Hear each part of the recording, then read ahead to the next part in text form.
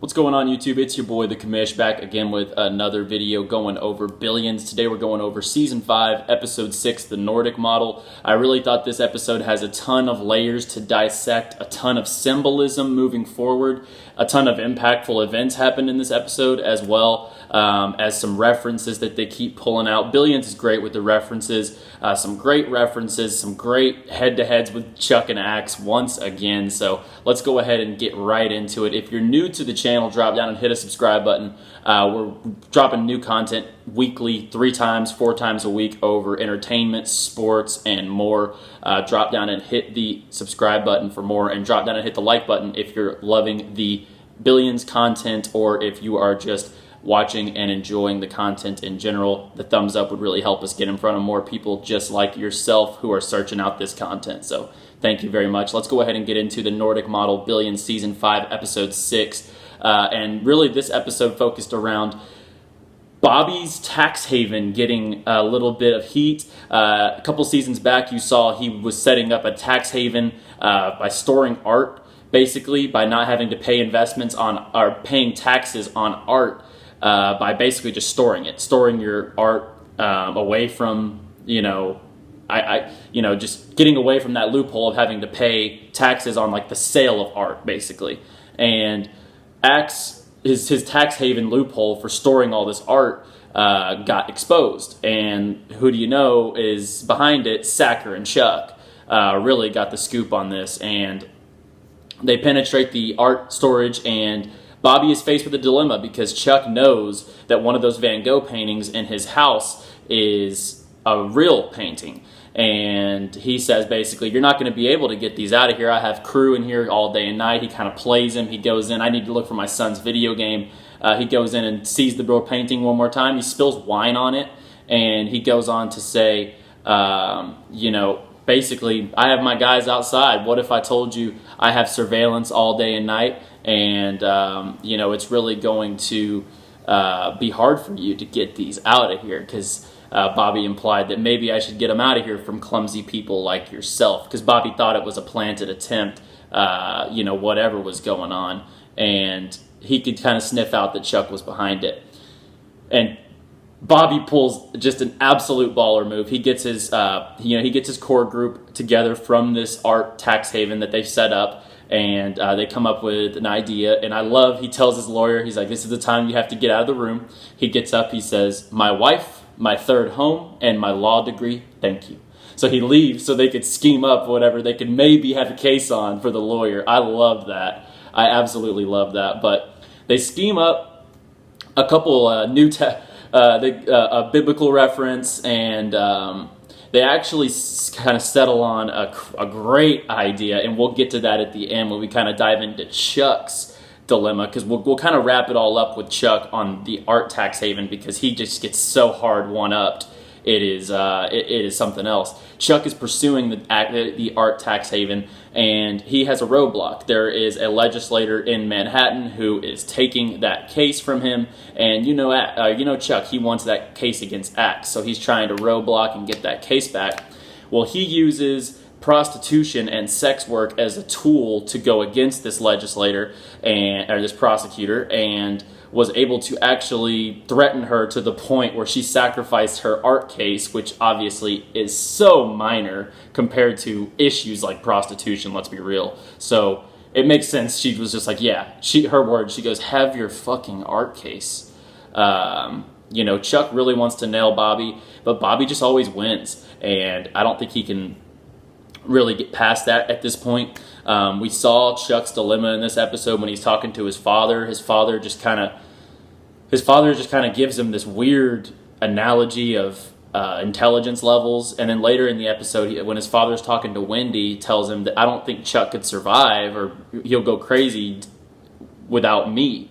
And Wendy even said, Chuck has been such ingrained from his father that it would be hard for him to get out of that mold. And, it's really going to be a weird dilemma whenever if his father goes, what's going to happen to Chuck? Because Chuck could definitely unravel without his father's guidance. We've seen every situation in this series, Chuck goes to his father for advice. So we will just have to see how that turns out. I'm kind of with Wendy and Chuck's father that, he kind of needs his father's guidance, his wisdom, his relentlessness to get Chuck to the finish line. And then let's get back to Chuck does get the case. He threatens hard enough to get the art case back, and they get the subpoena. They go in, and the plan that they ended up hatching was absolutely genius. They set up an art museum under Axelrod's charitable foundation. So now that they're not using it for sale, it's strictly foundation purposes. It is no longer under Bobby's name. The apartment is no longer a private residence. They get all the museum paperwork taken care of, and they turn this into an art museum with not only the replicas that were in there, or quote unquote replicas. They moved in these real paintings into the apartment with a helicopter, freaking Ocean's 11 style. Had some dudes on the ground lure the cops away. Very corny, honestly. But they flew the helicopter in like Ocean style and dropped the art in and made an art museum out of it. And it was absolutely awesome. And Bobby just sits there basically just like, yeah, we're doing a little day drinking. What's up? Welcome to my art museum. Glad I could share it with you. So Axelrod just keeps getting the upper hand on Chuck, man. I don't know how long Chuck can go doing this. I really don't. I mean, how much can you get beat by one guy before you give up? Axe has lost him his marriage. Axe has lost him plenty of cases, jobs in the past, humility, embarrassment. If you're Chuck, why are you... We love it as entertainers, as people who go over it, and as people who want the entertainment, because Chuck versus Axe is some of the best stuff on TV, but man, Chuck, put it down, bro. Put it down. Axe is too good for you, I think. But it would be interesting if Axe ever lost, right? I think it would be interesting if Axe ever lost. Let's go ahead and get into Taylor this episode just really briefly. Taylor this episode was my favorite Taylor I've ever seen in the entire series. She was cutthroat. She was relentless. She says when you hang around Bobby Axelrod, you become a little bit of him. And she brought that monster out from earlier in the season that Chuck and Bobby were talking about. I'm an amphibious monster. And Taylor brought that out this episode. I freaking loved it. I really did. I thought that Taylor brought the energy. Taylor brought the intensity and the relentlessness in negotiations that Bobby Axelrod does. I really, really enjoyed it. And I hope we see more of cutthroat Taylor going forward. But as Wendy said, you can't put on the suit and it not change you, right? So we'll see on that. I really love Taylor in this episode, though. And of course, Bobby gets wind of Wendy and the painter, and you could see he has surveillance. He has surveillance outside of the apartment. He's very clearly upset about it. He confronts the painter, says, I know you do self-portraits, so I need you to do a self-portrait of this SEC or for Krakow. And he's like, I don't do self-portraits. He's like, I know you do self-portraits, because he saw the portrait of Wendy. And you could tell he's not very happy about this. And he's sitting in his apartment at the end of the episode, drinking wine all night, watching the surveillance to see when Wendy leaves. And he calls her as soon as she leaves. And my biggest takeaway from this episode, above anything else, above the baller moves that Axelrod played, above Taylor's, above Taylor's intensity and cutthroatness, Chuck's freaking negotiation to get the deal back to try to go after Axe was impressive in itself. Just the power moves in this episode. All that aside, the one thing that I think is the biggest takeaway is at the end of the episode, Bobby is sitting there all night drinking. Everyone in this family, not in this family, everyone in the last couple episodes has a partner. Chuck has a new girlfriend. Wendy's with the painter. And the list goes on. Sacker hooked up last week. Chuck talks about family. Chuck's father talks about family. Wendy talks about family in this episode. Bobby, I think, you can win all these battles in the business world. You can win all these monetary, big dick swinging, for lack of better terms, battles in the business and corporate world all you want as a billionaire.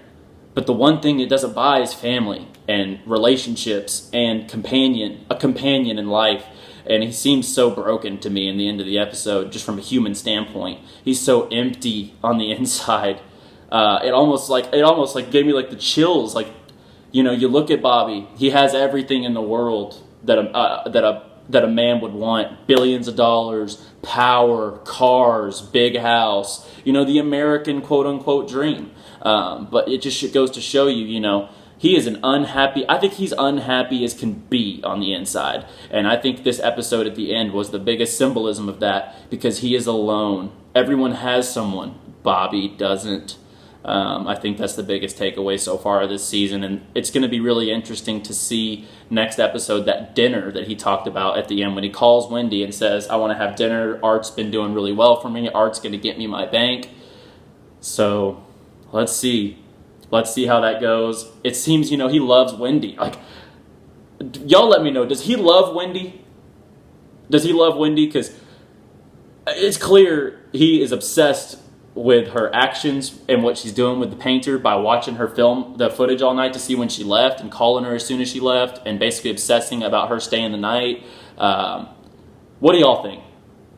What do y'all think? Because I think Axe is super empty on the inside, and I think that's my biggest takeaway of the episode is, will Bobby fulfill his happiness, or is he just going to combust internally, even though all these big baller moves he makes never get old? I mean, I still love Bobby, don't get me wrong, but I do hope he finds some companionship, finds a partner or something, a family, you know, gets back with family maybe, because Bobby is alone, and I think that's the Nordic model. That's my biggest takeaway is when will Bobby find that partnership, companionship, or is he always going to be alone because of how cutthroat he is? Y'all let me know down below y'all's takeaways on the episode. I freaking love the episode. I'm looking forward to next week's. As always, guys, for more, drop down and hit the subscribe button, hit the like button, leave me your thoughts on the episode down below, and what y'all want me to talk about. I might just preview the next episode in the midweek, because there is a lot to dissect. Let me know what y'all want me to talk about, and I will come back next week with another Billions video, maybe even midweek. So hit the subscribe button, hit the like button. The Commish is out. Peace.